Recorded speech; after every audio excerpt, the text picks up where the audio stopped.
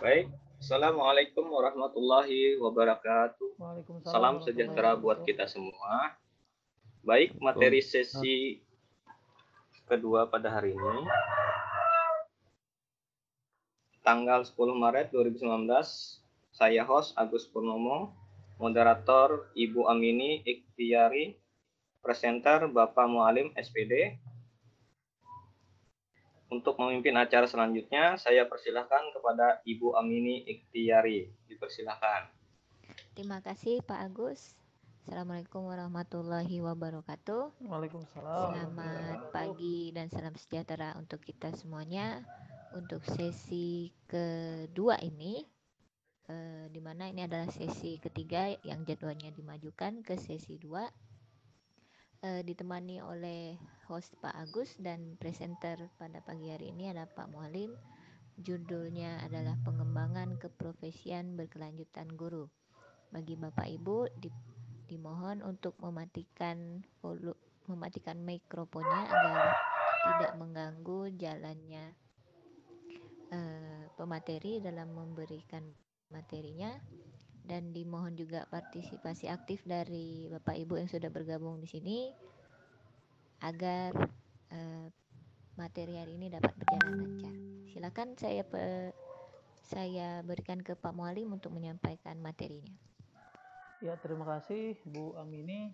Assalamualaikum warahmatullahi wabarakatuh.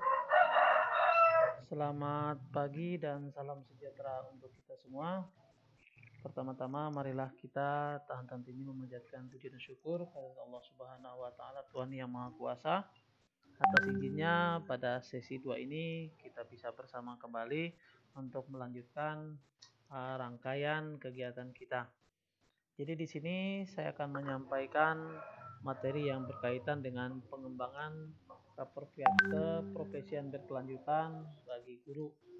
Seperti kita ketahui bersama, guru itu adalah salah satu profesi yang sangat mulia, yang dimana guru tersebut harus dituntut terus untuk meningkatkan kemampuannya. Apalagi dari masa ke masa kita dihadapkan pada kemajuan teknologi, sehingga guru tersebut harus mampu menyesuaikan. Jangan sampai guru ketinggalan, tidak mengikuti perubahan. Nah, salah satu kegiatan dalam rangka pengembangan keprofesian kita adalah dengan mengikuti kegiatan ini. Kegiatan PCT ini adalah bagian dari kegiatan pengembangan keprofesian yang tujuannya adalah untuk meningkatkan kemampuan Bapak Ibu guru sekalian. Nah, sangat bersyukur sekali kita punya kesempatan bagus untuk mengikuti kegiatan PCT ini, karena di tahun-tahun mendatang mungkin tidak ada program ini. Nah, jadi kita sangat bersyukur sekali, dan Bapak Ibu yang bergabung sangat beruntung. Nah, kurang beruntungnya bagi Bapak Ibu yang keluar gitu ya, belum apa-apa sudah keluar mungkin karena kesibukan dan lain sebagainya.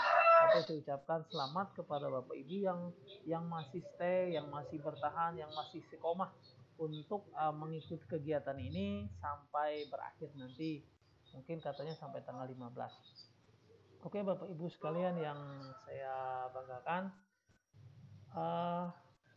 kita pernah membaca di berita Pro Kalteng tanggal 5 Maret 2007 bagaimana potret guru kita di Kalteng. Ternyata di situ ada headline yang cukup mengejutkan bagi kita. Judulnya itu, "Duh, hanya 15% guru di Kalimantan Tengah yang memiliki kompetensi." Dari sekian ribu guru kita, ternyata hanya 15%. Nah, ini ada di korannya yang diterbitkan tadi tanggal 5 Maret 2017. Nah, ini berdasarkan dari hasil uji kompetensi guru di Kalimantan Tengah. Nah, ini dikatakan staf pengajar itu banyak yang belum memiliki kompetensi, alias kualitasnya masih rendah. Nah, itu didapatkan dari hasil rapat dengar pendapat antara Komisi C DPRD Kalimantan Tengah bersama dengan Lembaga Penjamin Mutu Pendidikan serta Disdik Provinsi Kalimantan Tengah. Mudah-mudahan di 2019 ini datanya meningkat, mungkin dari 15% mungkin menjadi 50 atau sekitar 60. Nah, ternyata dari sekitar 4.000 guru yang mengikuti UKG, hanya 15% saja, 600 orang atau kurang lebih 15% saja yang layak dan lulus kompetensi tersebut. Nah, ini merupakan PR kita bersama, bagaimana guru terus-menerus untuk meningkatkan kemampuannya. Nah, di guru ini untuk meningkatkan kemampuan itu ada kegiatan namanya pengembangan keprofesian berkelanjutan. Nah, ini adalah salah satu sarana yang bisa kita lakukan atau kegiatan-kegiatan yang kita lakukan dalam rangka meningkatkan kompetensi kita. Jangan sampai dengan kemajuan teknologi, dengan kemajuan zaman, kita tidak terus mengupgrade kemampuan kita.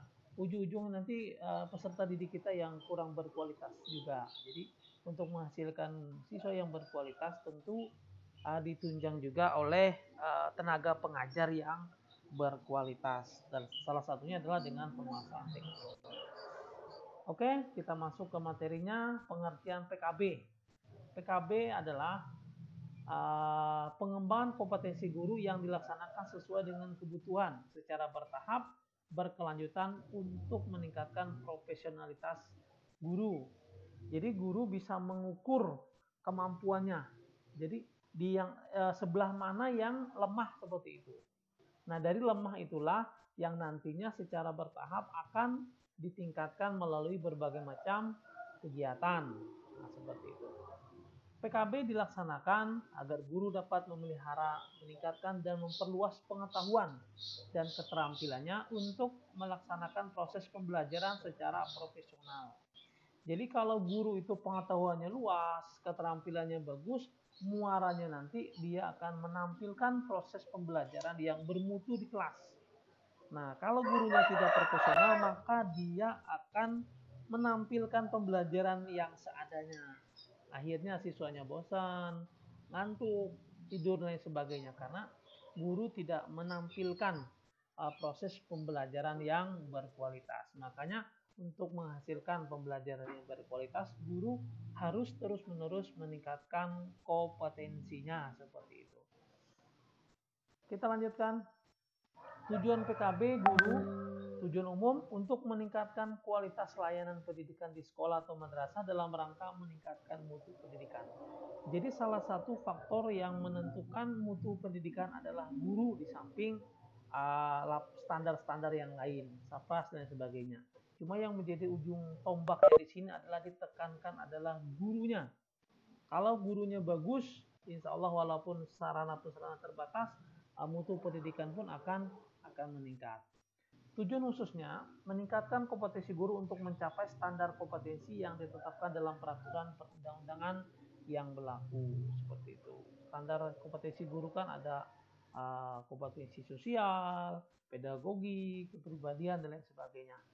Yang berikutnya memutakhirkan kompetensi guru untuk memenuhi kebutuhan guru dalam perkembangan ilmu pengetahuan teknologi seni untuk memfasilitasi proses pembelajaran peserta didik.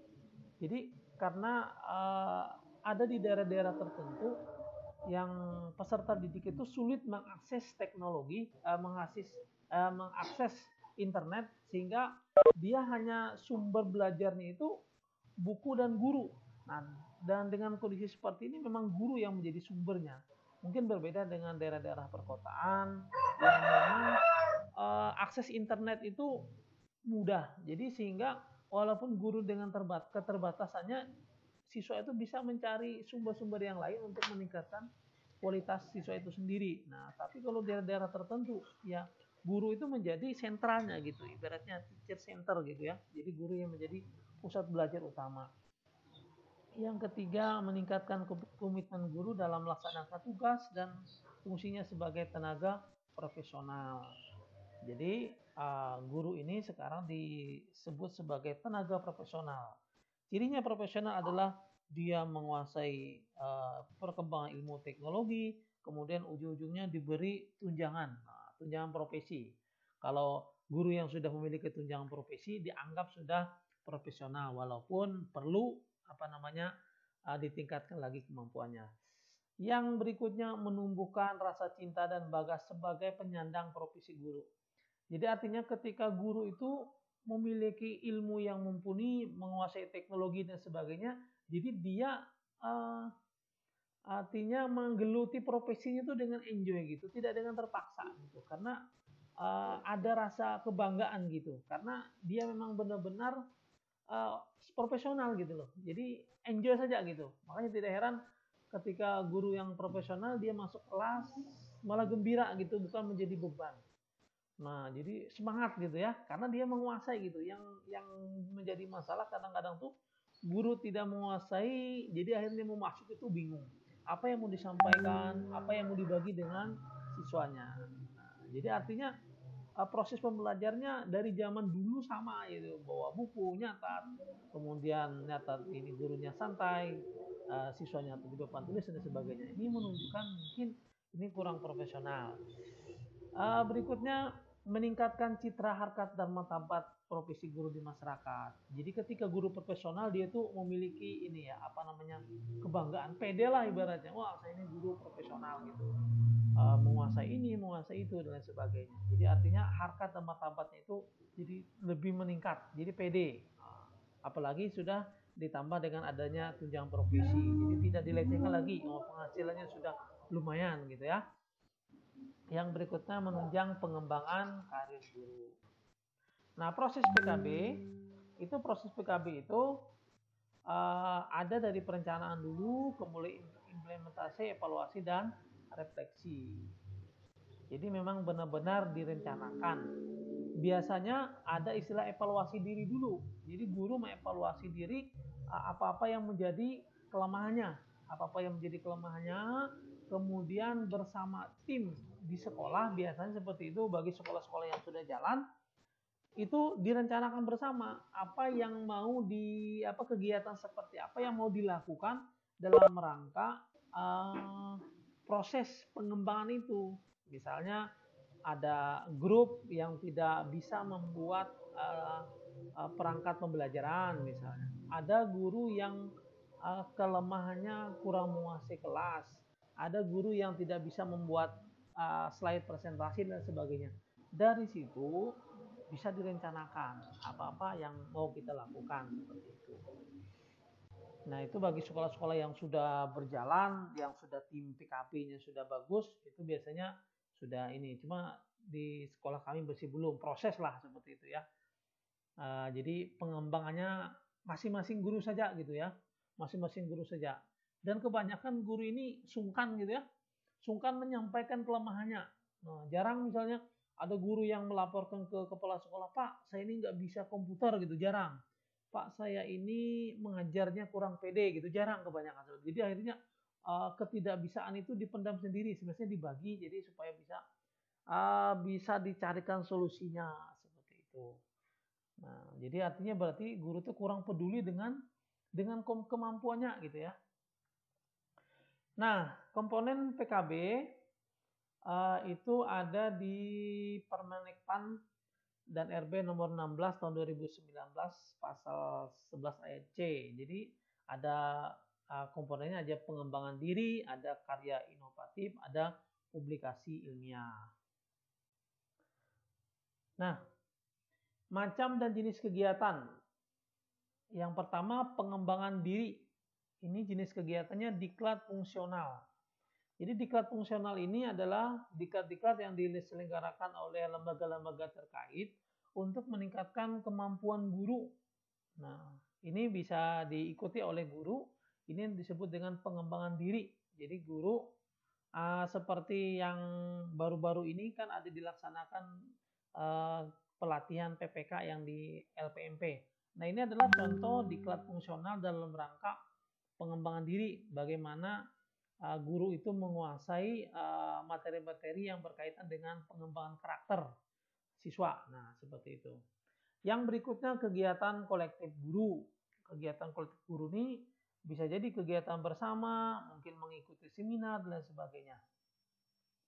Nah, salah satu juga yang berikutnya adalah publikasi ilmiah, yaitu presentasi pada forum ilmiah. Jadi guru bisa mengembangkan kemampuannya itu misalnya mengisi kegiatan-kegiatan pada forum ilmiah, misalnya ada menjadi narasumber dan lain sebagainya. Ini bisa dilakukan juga. Yang B, publikasi ilmiah atas hasil penelitian atau gagasan ilmu di bidang pendidikan dan formal. Yang C, publikasi buku pelajaran, buku pengayaan, dan pedoman guru. Nah, ini kebanyakan untuk di Kalimantan Tengah, ini masih belum kelihatan ya guru-guru kita ini yang membuat buku pelajaran. Biasanya kebanyakan buku-buku umum saja. Nah, ini mungkin perlu gitu ya.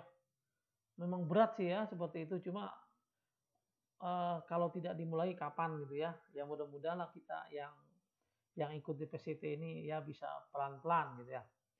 Yang berikutnya yang ketiga, karya inovatif, yaitu menemukan teknologi tepat guna. Nah, ini kebanyakan biasanya di SMK pertanian, SMK teknik dan sebagainya bisa menemukan teknologi tepat guna. Yang berikutnya, menemukan atau menciptakan karya seni. Nah, mungkin ada guru yang mau mengembangkan ininya, dia menciptakan misalnya tarian apa gitu ya, tarian apa, kemudian menciptakan lagu apa yang berhubungan dengan seni, seperti itu. Yang berikutnya, membuat atau memodifikasi alat pelajaran atau peraga praktikum, ini juga seperti itu. Jadi kalau ini dilakukan, memang guru itu memang benar-benar profesional gitu ya. Ini kebanyakan kita, mungkin termasuk saya juga, paling mengajar ya paling presentasi buat slide gitu aja. Jadi mungkin monoton gitu ya. Bahkan ada yang guru hanya membawa buku gitu, buku paket, bisa jadi seperti itu ya.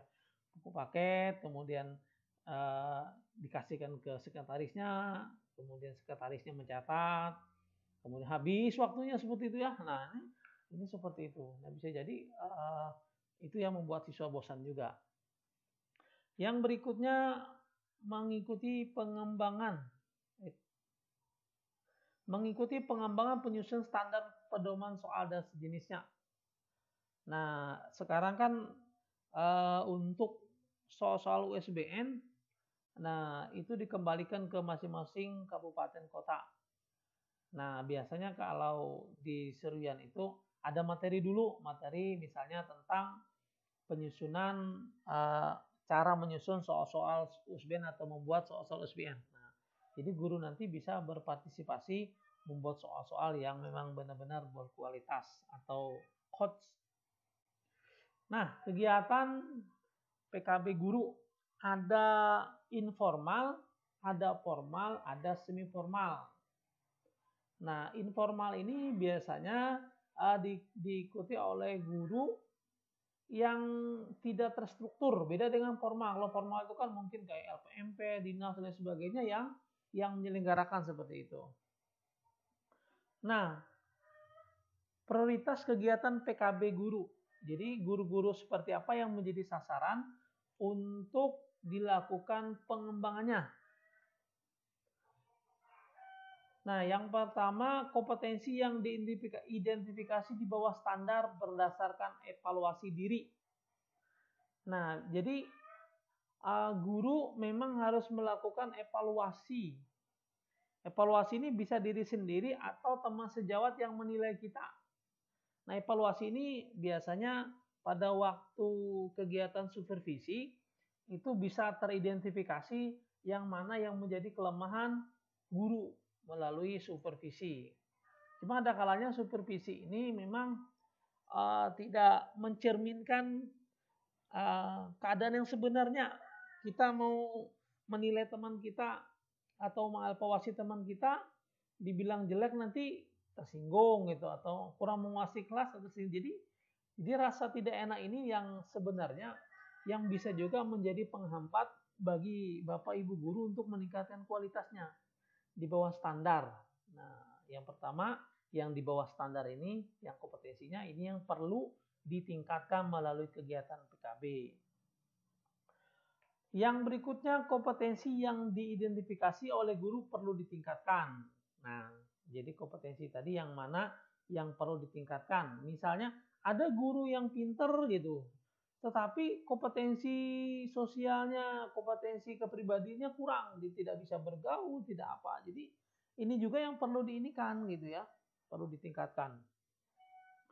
Yang berikutnya, pengetahuan, keterampilan, dan kompetensi yang diperlukan oleh guru untuk pengembangan karir, melaksanakan tugas-tugas baru, misalnya sebagai kepala sekolah, seperti itu ya.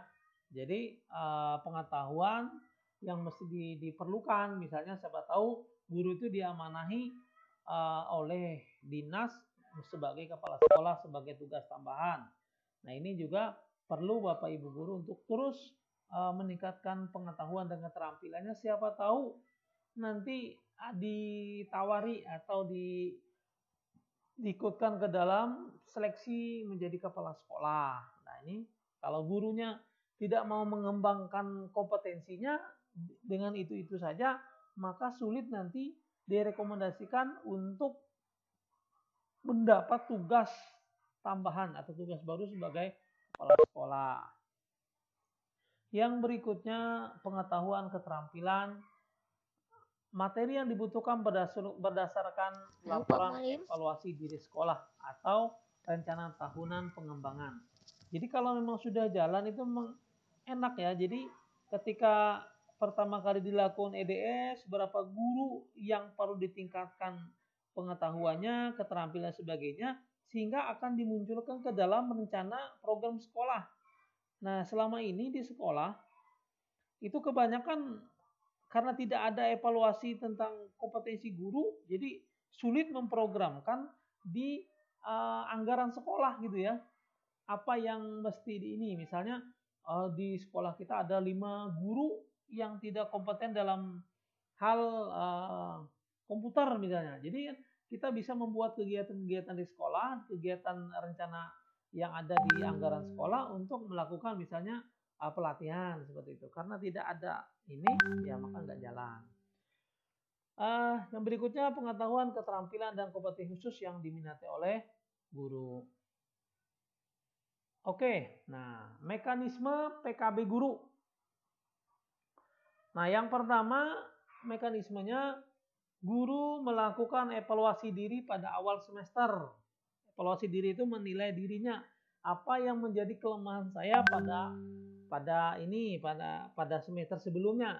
Jadi melakukan misalnya dia sekarang semester genap. Jadi mau masuk ke semester genap itu dia mengevaluasi di semester ganjil dulu seperti apa yang menjadi kelemahannya seperti itu. Yang berikutnya profil kinerja guru berdasarkan hasil evaluasi guru dan dokumen penunjang. Dokumen penunjangnya bisa melalui dokumen supervisi, itu bisa juga kelihatan. Kemudian koordinator dan guru menyusun rencana PKB. Jadi nanti tim PKB di sekolah itu yang akan menyusun rencana apa yang mesti dilakukan. Guru ini mau diapakan gitu ya, berdasarkan dari hasil supervisi tadi. Makanya ketika supervisi itu memang harus benar-benar menggambarkan keadaan yang sebenarnya. Makanya pada waktu supervisi itu kan guru mencatat apa-apa saja yang dilakukan oleh temannya. Yang berikutnya, koordinator dan kepala sekolah menetapkan rencana PKB, kemudian guru menerima rencana final kegiatan. Nah, berikutnya guru melaksanakan PKB. Nah, jadi nanti ada guru pendampingnya. Biasanya guru-guru pendamping ini bisa diambil dari guru-guru senior yang memang sudah berpengalaman atau sudah bermutu. Walaupun tidak menutup kemungkinan yang senior juga bisa kalah sama junior gitu. Kalau seniornya tidak mau mengupgrade kemampuannya, tidak mau membaca, tidak mau belajar, bisa jadi nanti lebih bagusan junior dibandingkan senior. Makanya guru ini jangan merasa puas dengan ilmu yang sudah dimiliki gitu. Mentang-mentang senior ya sudah apa adanya. Jadi paling yang junior juga nggak mungkin juga negur gitu ya. Nah, yang berikutnya, guru mengikuti penilaian kinerja guru pada akhir semester berikutnya. Berikutnya, guru dan koordinator melakukan refleksi hasil PKB guru setelah dilaksanakan oleh refleksi. Hasil PK guru sebagai dasar perencanaan PKB pada tahun berikutnya. Nah, ini kegiatan-kegiatannya dari tingkat pusat. Nah, kita ini ada di tingkat sekolah, yaitu merencanakan, melaksanakan, dan melaporkan pelaksanaan PKB guru. Ininya tujuannya menjamin bahwa guru menerima dukungan untuk meningkatkan kompetisi atau keprofesiannya sesuai dengan profil kinerjanya di tingkat sekolah maupun kabupaten kota. Memang kebanyakan guru kita ini mungkin tidak banyak ya yang kita temui di lapangan nggak mau repot gitu ya. Nah seperti kegiatan kita PCT ini kan guru pada nggak mau gitu, nggak mau repot gitu ya, bersusah-susah. Artinya ribet lah katanya gitu kan, atau gaji juga nggak dikurangin gitu kan. Nah jadi mindset seperti ini yang memang harus dirubah. Saya salut kepada Bapak Ibu guru yang mengikuti kegiatan ini yang sudah tua gitu, yang masih mau mengembangkan diri gitu ya. Kalau yang seperti kita masih muda-muda ini kan semangat aja gitu ya. Nah ini salah satu juga bentuk bagaimana komitmen kita untuk meningkatkan kualitas diri kita. Salah satunya kita buktikan dengan mengikuti kegiatan PCT ini, berarti kita nih komit gitu loh untuk mau meningkatkan kemampuan kita gitu ya. Jadi seperti itu. Nah, berikutnya PK guru ini ada istilah, ada berbasis online juga seperti itu ya. Nah, ini loginnya kalau kita ini mau masuk bisa. Nah, hubungan PK guru dan PKB guru salah satunya adalah nanti bagi yang PNS itu nanti akan dapat angka kredit. Bagi yang tidak PNS biasanya untuk kemampuannya saja gitu, untuk mengetahui kemampuannya. PK guru ini untuk mengetahui kemampuannya. Kalau guru nanti ada di PK-nya, jadi PKB-nya itu ada di PK-nya. Nanti akan dapat angka kredit apabila guru itu melakukan kegiatan pengembangan ya, pengembangan keprofesian berkelanjutan, nanti ada angka kreditnya. Angka kreditnya itu digunakan nanti untuk kenaikan pangkat, kenaikan karir dan lain sebagainya. Oke, nah kerangka PK guru dan PKB guru. Nah, saya katakan tadi awal semester evaluasi diri, kemudian profilnya ketika dilakukan evaluasi diri akan muncul profilnya. Si Udin begini, si Wati begini, si Pak Ijo begini, dan lain sebagainya. Jadi sekolah sudah punya profil guru dengan berbagai macam gitu ya. Nah, kemudian ada rencana PKB tahunan, kemudian PKB guru, kemudian pengembangan kinerja atau kebutuhan sekolah, peningkatan kinerja tahap informal dan sebagainya. Ya. Nah, ketika di akhir semester, nah, guru yang ini tadi dinilai kinerjanya, kemudian diberikanlah angka kredit. Kalau bagus, nah bisa promosi tugas tambahan, naik pangkat. Kalau tidak bisa juga mungkin ada sanksi. Nah, sanksi ini ya berat memang, jarang terjadi ya di sekolah-sekolah tertentu ya. Kalau kinerjanya jelek ya sanksinya nggak ada. Kecil ya, jarang ngasih sanksi ya. Kita dimusuhi teman-teman gitu ya kalau kita kasih sanksi. Paling ya kalau kinerjanya rendah ya nggak ada sanksi sih, paling nggak disenangi siswa gitu kalau ngajarnya tidak bagus. Mungkin tidak disenangi oleh guru, mungkin naik pangkatnya, sanksinya paling naik pangkatnya tertunda gitu ya, untuk mendapat tugas tambahan promosi mungkin tidak dipromosikan, misalnya mau jadi kepala sekolah ataupun jadi apa seperti itu ya, kalau memang kinerjanya jelek seperti itu. Nah, yang menjadi masalah ini adalah guru ini enjoy ketika dia itu berada pada posisi dia itu kurang bermutu gitu ya. Jadi enjoy saja gitu loh, tidak merasa risau gitu ya. Misal dia tidak bisa apa-apa tuh dia tidak risau gitu. Nah, ini jadi masalah ya. Sama dengan siswa itu. Misalnya siswanya nggak pintar-pintar, dia itu tidak risau dengan ketidakpintarannya. Nah, jangan sampai, jadi kita harus merubah mindset kita harus risau dengan kondisi kita kalau kita itu tidak profesional seperti itu. Nah, ini adalah angka kredit tadi bagi guru yang memang memiliki kinerja yang bagus tadi, seperti itu ya. Oke, nah ini ada konversinya. Mungkin sebagian Bapak Ibu sudah paham, sudah mengerti. Nah, apalagi yang PNS, nanti untuk naik pangkat itu banyak persyaratan-persyaratan. Yang masih ringan itu misalnya dari 3A ke 3B, itu yang penting ada pengembangan dirinya 3, itu nilainya sudah bisa naik. Yang mulai berat itu dari Pak misalnya Mualim, waktunya ya, Pak Mualim. waktunya masih lama ya. Waktunya Masih berapa menit lagi Bapak? tinggal sedikit Oh, lagi sedikit. pemaparannya. Oh gitu ya. Ya oke. Jadi seperti itu. Jadi kesimpulannya sementara, jadi kita harus terus-menerus meningkatkan kemampuan kita, meningkatkan keprofesionalan kita seperti itu. Sehingga mutu pembelajaran kita menjadi berkualitas seperti itu.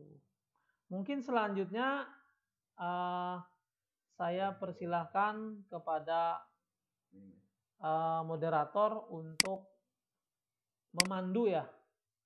memandu kegiatan diskusi. Terima kasih. Assalamualaikum warahmatullahi wabarakatuh. Waalaikumsalam warahmatullahi wabarakatuh. Suara saya masih terdengar ini? Terdengar saja, Bu. Oh ya. Tadi di tempat saya suaranya Pak Mualim kadang ada yang hilang, Pak. Waduh, ini lagi angin sih Sama bedanya, itu, Bu, angin. Jadi sinyal itu di bawah angin, Bu. Oh Di iya, alam Kak. ini Di mungkin tempat Pak kurang Agus begitu. juga ada hilang tadi? Hah? Iya, hilang juga di Hilang ya? Kapuas. Oh iya. Waduh, padahal saya sudah teriak-teriak, Bu, suara Ini- saya tuh. Enggak. Ini sudah Jadi kedengaran ada suara Ini saya, Bu ya? gunakan Yang sekarang Pak terdengar. Mualim, Ya? gunakan recorder di itunya di Webex-nya kayak ini. Gunakan rekor di Webex. Ini pakai laptop nih, Pak. Perekam di Webex-nya kayak ini. Ini pakai laptop kita nih, Pak. Oh, pakai itu kan? Pakai Paston malah. Iya, pakai paston, Pak. Oh iya. Oh ya. Baiklah, Berarti saya sinyal aja, lanjutkan kepada Bapak Ibu yang mau bertanya tentang pengembangan keprofesian berkelanjutan guru, dipersilakan kepada Pak Mualim bisa melalui chat atau bergabung langsung di sini. Silakan, ada yang ingin bertanya. Dibuka kesempatan, kita sesi ini berakhir sampai 10.15 ya? 10.15 Iya. ya. Masih ada sekitar 25 menit bagi Bapak Ibu ingin bertanya.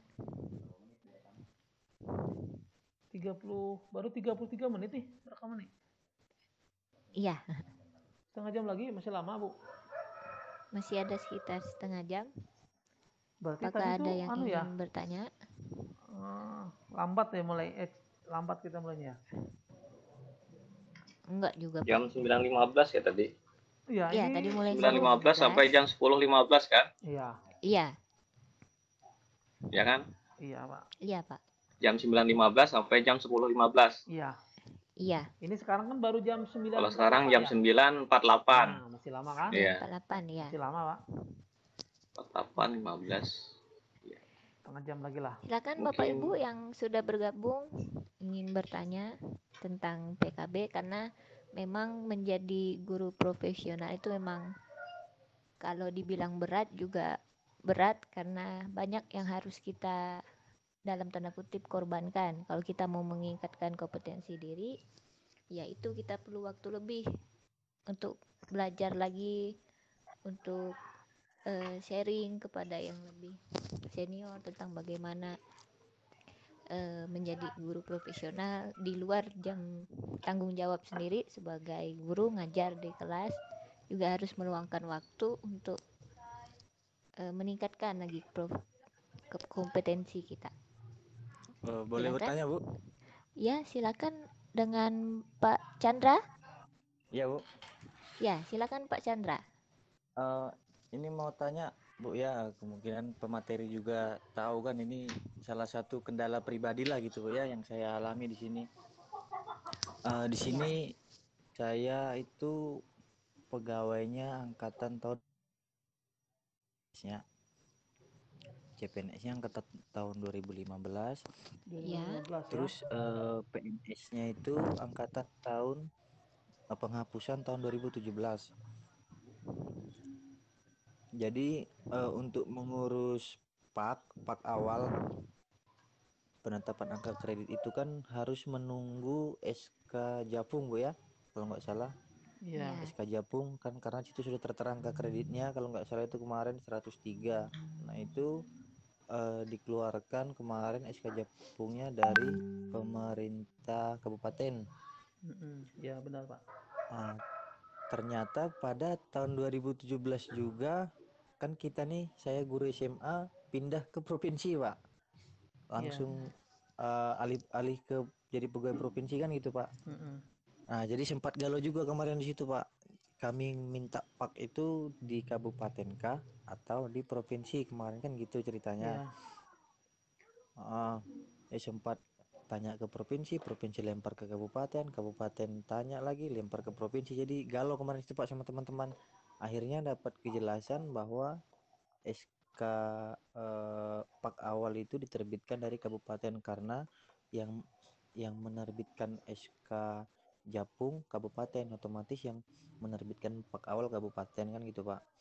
Iya Pak. Nah, terus ini mau tanya juga Pak, mungkin Bapak tahu informasi kan, berarti kalau seandainya pak awal kemarin keluarnya tahun 2017, berarti yang terhitung angka kreditnya di sini kami kerja untuk bisa naik pangkat ke 3B berarti kan cuman terhitung dari tahun 2017 Pak ya.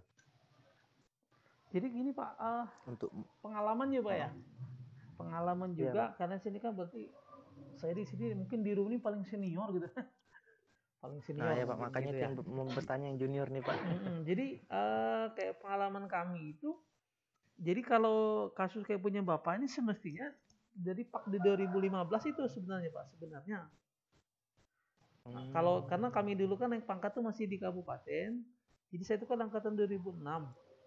Nah, jadi Ya. penghapusannya 2007. Jadi Hmm. yang 2006 itu sudah terhitung gitu Pak. Sudah ada paknya gitu Pak. Nah kalau untuk nggak tahu kalau kebijakan yang sekarang gitu ya. Terbaru lah. Karena memang sekarang agak-agak ribet sekarang Pak. Saya juga kan naik pangkat sampai sekarang nggak ada kabarnya ke 4A ini, jadi belum ada kabarnya. Kalau menurut saya sih kalau terhitung dari 2017 ya rugi Bapak hitungannya kan.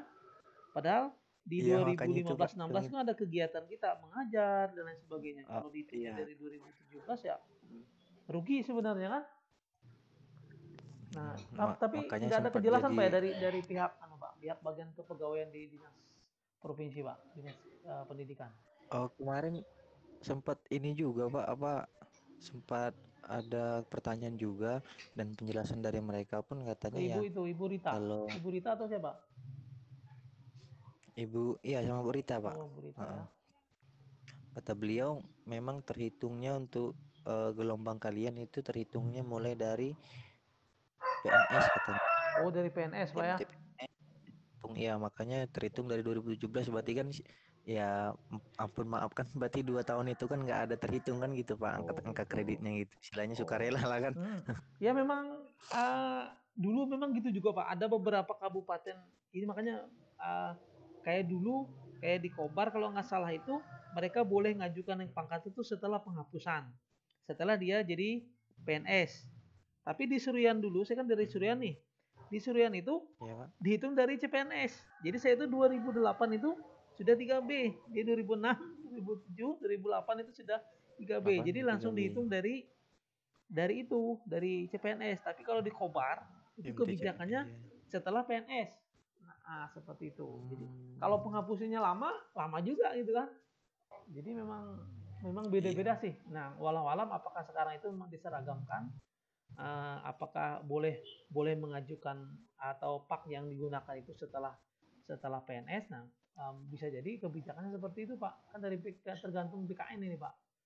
Nah, seperti itu. Ya, yang sempat jadi kecemburuan sosial juga Pak di sini antar kami guru sama pegawai SKPD. Ternyata teman kami satu angkatan SKPD kemarin itu mereka di tahun ini, tahun 2019, karena TMT-nya sudah 4 tahun, Iya. mereka SKP-nya sudah mencukupi. Jadi teman-teman yang angkatan tahun 2015 yang bekerja di SKP di dinas masing-masing itu sudah naik pangkat semua, Pak. Itu Iya. sempat Berarti galau kan kalau 4 kami tahun sama kan teman berarti kemarin. Pak Chandra ini otomatis 2021 nanti ya? 15, Pak. Iya, kalau terhitung 2017, Pak. Iya, makanya. Hilang 2 tahun ya. Teman-teman yang di SKPD sudah naik pangkat semua ini, Pak, Nah. pengurusan. Bahkan ada yang keluar SK-nya nih. Waduh, alah. Nah, itu apa? Jadi kurang, kalau untuk hal-hal seperti itu kita tidak punya ini sih, tidak punya wewenang. Jadi kita ini ada di Burita ini nih, Burita ada bagian yang lain seperti itu, Pak. Ya, insya Allah aja nggak apa-apa lah, Pak. Ikhlas untuk bangsa dan negara. Gitu. Hilang suara saya? Halo? Halo? Hilang. Halo. Halo? Hilang suara saya? Iya, hilang Waduh. sedikit, Pak. Halo, Pak. Iya, iya, Pak. Iya, Pak. Ya, Jadi begitu Pak Chandra ya? Boleh nambahkan, Pak? Oh, boleh Pak, boleh Pak. Ini Pak punya pengalaman juga kita Ya. tentang pengurusan tersebut. Kalau kita sudah sesuai waktunya, umpamanya Pak siapa itu tadi itu? Pak Chandra Ginting. Pak Pak Chandra lah. Pak Chandra Ginting kemungkinan itu April 2021 itu. Iya. Kalau sudah waktunya sudah benar, tapi syarat-syarat yang dikenaikan pangkatnya belum terpenuhi, maka itu pasti tertunda lagi itu, Oktober lagi. Jadi syarat-syarat dipenuhi dulu, umpama mintanya karya ilmiah dibuat semua, sertifikat, media pembelajaran atau apa dibuat semua itu. Umpama sudah selesai syarat-syaratnya, waktunya sudah pas, umpama tersendat waktunya, langsung dikomunikasikan aja langsung ke dinas sampai mana sudah ininya berkasnya. Kalau berkasnya hilang langsung dimasukkan lagi. Kemudian ditanyakan lagi ke BKD-nya lagi, sudah sampai mana berkasnya. Umpama sudah ke BKN, tanyakan lagi ke BKN. Siapa tahu kececer. Tadinya lengkap, kemungkinan mungkin tercecer, tidak lengkap, tertunda lagi pangkatannya. Kemudian untuk SK kita di sekolah untuk jadi kepala lab atau kepala perpus ya, itu masih belum diakui itu di BKN itu. Mungkin itu aja Pak untuk di-sharingkan. Iya. Terima kasih. Ya, terima kasih Pak ini Ya, Pak terima kasih. Agus ya. Jadi memang Pak, kalau Pak Ginting ini kan Pak Chandra Ginting kan 3B. Kalau 3B ini nggak terlalu rumit, hanya 3 pengembangan diri sudah cukup. Ibaratnya 3 kali pelatihan, 32 JP, 1 kali ya sudah bisa naik pangkat itu sebenarnya. Agak mudah saja. Yang agak rumit itu yang golongan 4 ke atas gitu ya. Yang ini. Oke. Silakan lanjut Bu Ami kalau memang ada yang bertanya atau ya sharing. masih ada yang bertanya Pak Ya. di chat, melalui chat dari Pak Luhur Prihatin. Bertanya, kalau di sekolah sebenarnya siapa yang bertanggung jawab untuk mengontrol kegiatan PKB guru? Karena selama ini biasanya guru melakukan kegiatan personal untuk PKB-nya. Kalau yang rutin biasanya yang diundang ikut PLPG. Silakan Ya. Pak. Ya, terima kasih. Memang di sekolah Bu Luhur ya? Ibu Luhur itu ya? Pak Luhur apa? Bu Luhur. Pak Luhur kayaknya. Ibu Luhur. Jadi di sekolah itu ada yang namanya tim PKB sebenarnya itu diakui di yang terbaru itu 1 lah nilainya itu kan. Satu jam pelajaran. Kalau kita kekurangan jam ya 23 jam. Jadi kita masuk ke jadi koordinator PKB, dia menambah jam 1. Nah, itu sebenarnya ada. Cuma masalahnya ini guru yang ditunjuk nih mau atau tidak, itu aja. Karena ngerepoti dia gitu. Ngerekap orang, ini orang. Makanya memang seperti disampaikan Bu Ami. Jadi memang harus gimana ya, komitmen gitu, saling bahu membahu gitu untuk maju bersama. Kalau pikirannya ngerepoti, ngapain capek-capek dan lain sebagainya, selamanya yang nggak akan jalan. Kami juga di sekolah tuh ada juga kayak Pak Khairun itu tim PKB-nya, cuma selama ini belum jalan juga. Guru juga nggak ada yang melaporkan, terus supervisi juga nggak terlalu jalan seadanya. Jadi memang intinya itu ya memang harus komitmen bersama. Selama ini kan guru ya kalau tidak diundang pelatihan jarang gitu ya melakukan pengembangan diri. Jadi kalau nggak diundang setahun berarti nggak ada upgrade kemampuan. Semestinya kan tidak akan ada pengembangan diri secara mandiri gitu kan.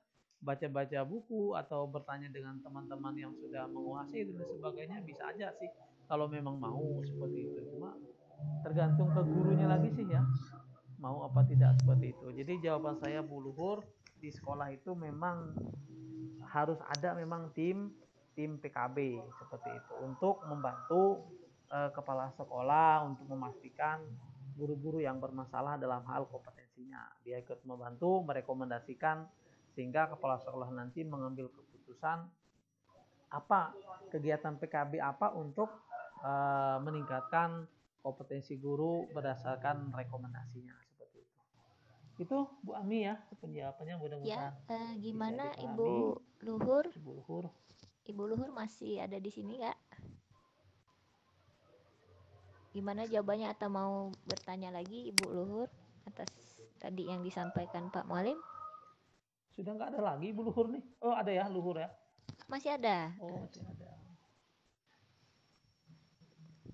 Kalau tidak ada, masih saya buka kesempatan bagi yang lain. Mungkin tambahan Bu Ami ya? Kedengaran suara saya? Kedengaran? Halo? Halo?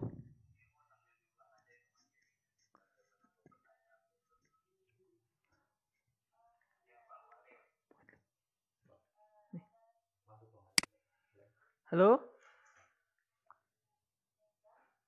Sepertinya Bu Mega ada bertanya. Oh, udah. Ibu Mega, ini pertanyaan ya Bu ya, yang angka kredit dihitung dari PNS. Halo, halo? Atau bagaimana Ibu? Ibu Mega?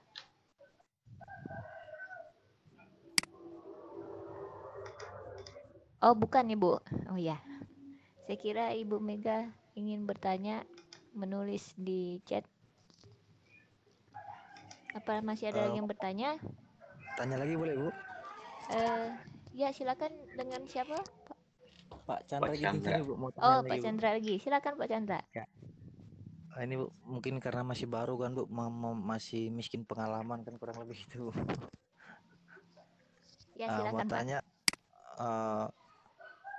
kalau tadi dibilang saya dengar tadi ada sertifikat ya.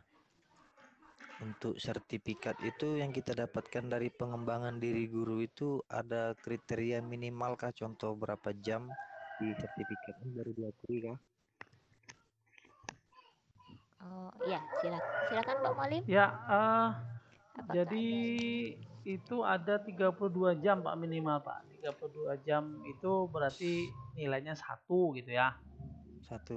Nah, 1. Jadi kalau ke 3B tadi kan 3 angka kredit pengembangan diri, berarti 3 kali aja dalam 4 tahun itu 3 sertifikat sudah memenuhi untuk naik pangkat gitu ya. Nah, tapi ada juga yang sertifikat itu, satu sertifikat itu bisa langsung angka kreditnya sampai 3 gitu. Kayak pelatihannya lama gitu kan. Kayak misalnya PLPG sampai berapa ratus jam gitu. Nah, satu saja sudah cukup gitu ya. Nah, cuma ada ketentuan juga nanti kita tidak hanya melampirkan sertifikat aja. Jadi yang perlu dilampirkan, pengalaman karena kami sudah lama juga jadi guru, jadi ada namanya laporan kegiatan pengembangan diri itu. Nanti dilampirkan surat tugasnya, surat panggilannya, terus laporan apa yang kita dapatkan itu loh, misalnya penyelenggaranya siapa, narasumbernya siapa, dilaksanakan di mana, apa materi yang dibahas, struktur materinya apa, dan lain sebagainya. Nah itu yang perlu kita buat juga, namanya laporan pengembangan diri. Jadi kita buat laporan, tidak hanya sekedar mengumpulkan sertifikat aja, tapi kita buat laporan. Kalau gini Pak, Saya sertifikat ada Pak, tapi itu rata-rata sertifikatnya itu dia di bawah 32 jam gitu Pak. Ada 30 jam, ada 28 jam. Nah itu bisa nggak Pak masuk pakai kan? Kalau Tadi 30 kan masih minimal bisa kan kayaknya, 30 tuh masih bisa. Kalau kurang dari 30 itu tidak bisa nggak bisa kayaknya. digabung gitu Makanya Pak ya? kalau biasanya Pak, kalau lembaga-lembaga yang paham itu otomatis dia itu walaupun kegiatan tidak sampai, dia tetap mencantumkan di sertifikat itu 30 atau 32 jam dia Pak. Kalau penyelenggaranya itu paham, nanti kegunaannya ini bagi yang mau naik pangkat seperti itu Pak. Berarti kalau di bawah 30 nggak Kayaknya terpakai nggak masuk Pak, sertifikatnya Pak lagi? belum sampai ya. Oh. Pak Chandra banyak sertifikatnya berarti ya? Ada Pak, yang operator kan sering Pak juga, tapi cuman 20 jam. Oh operator ya, oh Pak Chandra operator ya? Iya tanggung Pak kadang. Kayaknya saya. Operator dapodik Pak lah. Iya Pak. Wah kalau operator dapodik ini berarti komputer ini mantap nih Pak. Oke begitu Pak Chandra ya. Oh iya Pak. Terima kasih Pak Chandra, terima kasih atas pertanyaannya. Ada lagi di chat ini dari Ibu Luhur juga, Pak Mualim. Pak Mualim? Ya, kedengaran. Ya, ini pertanyaannya dari Ibu Luhur. Saya PNS tahun 2011, sampai saat ini saya masih golongan 3A. Mengurus berkali-kali sejak di bawah pemerintah kota dan saat ini sudah di bawah provinsi. Hasil terakhir pengurusan belum ada hilalnya. Ada sarankah Pak kami mengurus bertiga untuk kasus yang sama seperti ini? Silakan Pak. Memang Pak Bu ya, memang sekarang agak sulit. Kami kemarin di sekolah kami pengalaman itu yang dari golongan 3B ke 3C itu padahal berkasnya sama gitu ya, ngajukannya sama, yang berhasil ada beberapa orang, ada yang kurang ini. Memang bahasa Banjarnya harus cangkal menghubungi pihak-pihak yang ini, yang memang mengurus itu. Jadi memang kalau kita biarkan gitu, memang susah memang. Diam aja gitu. Kayak punya saya ini kan keempat A ini sampai sekarang nggak ada kabarnya. Kita pokoknya harus terus-menerus menghubungi siapa yang kita serahi berkas di provinsi, misalnya kayak Bu Rita. Hubungi terus, mungkin 2 minggu sekali hubungi Bu Rita. Bu, gimana perkembangannya? Ada yang kurang apa enggak gitu. Kalau kita biarkan, maka hilalnya nggak akan muncul. Jadi tenggelam dia. Jadi memang harus sering gitu ya. Sering, bila perlu seminggu sekali dihubungi, Bu, gimana gitu, SMS saja. Nah, nanti berkas kita mungkin akan dicarikan, karena pernah saya ngambil punya teman itu tumpukan berkas itu luar biasa, bergudang-gudang. Nah, seperti itu. Jadi kelewatan saja, mungkin ibu-ibu yang ngurusin lagi pusing gitu kan, punya kita kelewatan dan lain sebagainya. Karena memang SDM-nya kurang di situ. Jadi kayak misalnya ngurusi kabupaten ini, yang menilainya itu hanya 1-2 orang saja, sedangkan yang masuk itu berapa puluh sekolah. Nah, itu yang kadang-kadang menjadi terhambat. Atau misalnya kita tidak mencantumkan nomor HP di biodata kita, jadi berkas itu kurang atau ada yang bermasalah, kita nggak bisa dihubungi. Nah, jadi itu yang menjadi kendala kita. Makanya kita memang harus proaktif gitu ya, menghubungi bagian yang mengurusi itu, seperti itu. Jadi harus cangkal lah ibaratnya, cangkal mengurusi, menanyakan seperti itu. Kalau ada kesempatan ke provinsi, datangi kantornya, seperti itu. Mungkin itu ya. Jadi memang itu harus rajin komunikasi Pak, rajin ya? Berkomunikasi intinya. Jadi walaupun berkas kita itu nggak lengkap, cuma kalau kita sering komunikasi, nah insya Allah aja mudah gitu ya. Ada sampai 2 tahun, ada yang 2 tahun itu belum ada kabar ceritanya. Ada juga kayak teman-teman yang di Muara TV kemarin sampai setahun gak ada kabarnya.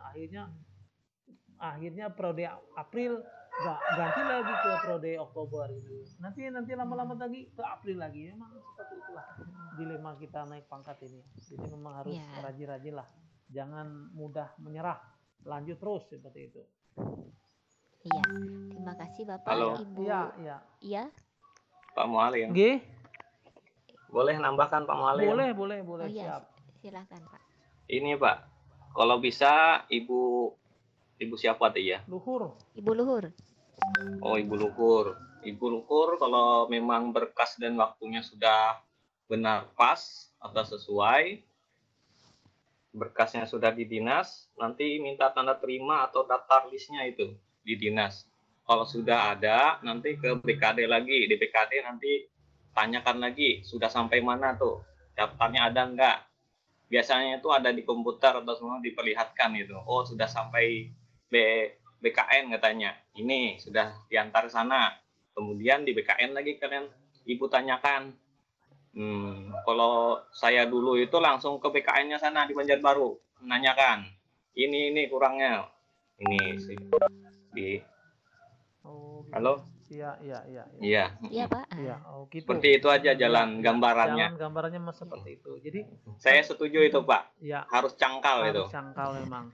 Jadi Iya. kita pengalaman kita ini kemarin periode April ada, periode Oktober yang 2018 ada, sampai sekarang baru keluar paknya. Cuma ketika pengajuan ke BKN bermasalah lagi. Nah itu, jadi paknya sudah ada dikeluarkan, pas mau ke BKN ada lagi yang kurang dan sebagainya. Yang tim angka kreditnya salah menulis mata pelajaran dan lain sebagainya, jadi bermasalah terus tertunda lagi. Memang harus intinya memang harus sabar. Cuma kami hanya memasarkan kita memang di sekolah itu tidak sampai menanyakan ke BKD, kita hanya pasrah sampai satu tangan di dinas provinsi saja, tidak sampai ke BKN seperti Pak Agus tadi, karena keterbatasan dana kita harus ke provinsi, dari sini 225.000 kan, kalau nanti pas sampai sana nggak ada hasilnya PP 500.000. Nah jadi keterbatasan itu lagi, kalau mungkin yang ada di kota mungkin lebih mudah gitu ya, setiap saat bisa menanyakan. Kalau yang dari daerah ini hanya pasrah saja gitu ya. Oke, setuju saya dengan saran Pak Iya. Agus seperti itu. Oke, terima kasih Pak Mualim. Berhubung waktu juga sudah sekitar 3 menit lagi. Belum Bu ya? Silakan Bapak. Belum Ya, Bu. 10.15. Sampai 10.12 10.15. ini Oh, udah. 10-12 kah? Di rekaman Iya. saya Ya. ini masih Kesimpulan. 57 menit aja Pak. Oh iya, kan tadi kan ada terpotong ini Pak, sebelum pembukaan, sebelum Bapak merekam. Jadi kan yang Bapak hitung ini kan dari Bapak mulai. Oh gitu. Iya, silakan Bapak memberikan Kesimpulan. kesimpulan. Ya, terima kasih ya. Kesimpulannya yang pertama, guru jangan merasa puas dengan kemampuannya sekarang. Jadi guru harus terus-menerus meningkatkan kemampuannya, apalagi dari hari ke hari, dari masa ke masa itu perkembangan dunia pendidikan itu semakin luar biasa sekali. Teknologi bermunculan dan sebagainya. Makanya guru tidak boleh hanya puas dengan kondisi sekarang. Jadi mindset yang penting mengajar, yang penting gaji lancar dan sebagainya, mindset seperti itu harus kita rubah. Jadi kita harus bangga menjadi guru dengan kualitas seperti itu. Kalau kita berkualitas, jadi ada kebanggaan pribadi kita gitu. Jadi kita berdiri di depan siswa itu, wah gimana lah gitu ya.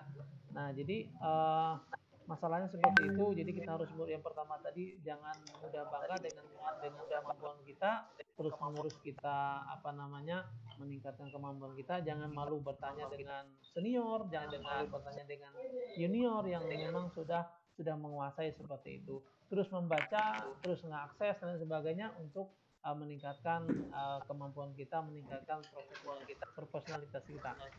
Jangan khawatir, ketika kita profesional ada impact-nya yang akan kita dapatkan. Salah satunya adalah kita akan mendapatkan tunjangan sertifikasi seperti itu ya.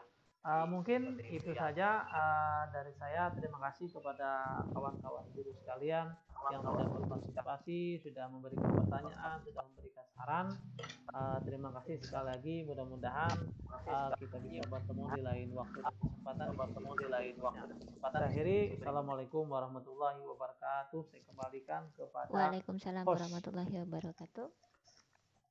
Terima kasih Pak Mualim atas paparannya. Mudah-mudahan kita dapat masih meningkatkan kompetensi diri kita sebagai guru, agar menjadi guru profesional bukan hanya cita-cita tapi bisa menjadi kenyataan. Demikian pemaparan untuk sesi kedua hari ini. Terima kasih kepada Pak Mualim dan saya sebagai moderator. Mohon maaf apabila dalam pelaksanaan materi pada Ya, host sesi dulu, Bu. ini terdapat kekurangan, ya saya kembalikan ke Pak Agus. Terima Terima kasih. kasih, Bu. Assalamualaikum warahmatullahi wabarakatuh. Ya, demikian sesi pada hari ini. Saya host Agus Purnomo, moderator Ibu Amini Ikhtiari, dan presenter Bapak Mualim. Kurang lebih kami minta maaf, tak ada gada yang tak retak, tak ada kata-kata yang tak salah. Khairul kalam kami ucapkan. Wassalamualaikum warahmatullahi wabarakatuh. Waalaikumsalam warahmatullahi wabarakatuh.